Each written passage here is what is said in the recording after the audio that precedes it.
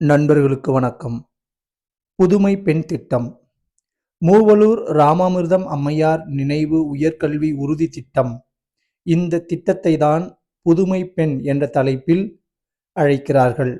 இந்த திட்டமானது சென்னையில் செப்டம்பர் 5, 2022 அன்று இந்த திட்டம் தொடங்கப்பட்டது. டெல்லி முதல்வராக இருந்த அரவிந்த் கெஜ்ரிவால் அவர்களுடைய தலைமையில், அவர்களுடைய முன்னிலையில் நம்முடைய முதல்வர் மு.க.ஸ்டாலின் அவர்கள் இந்த திட்டத்தை தொடங்கி வைத்தார். அரசு பள்ளிகளில் 6 முதல் 12ஆம் வகுப்பு வரை படித்து உயர்கல்வி சேரும் மாணவிகளுக்கு மாதம் ரூபாய் 1000 நிதியுதவி வழங்கும் திட்டமாகும்.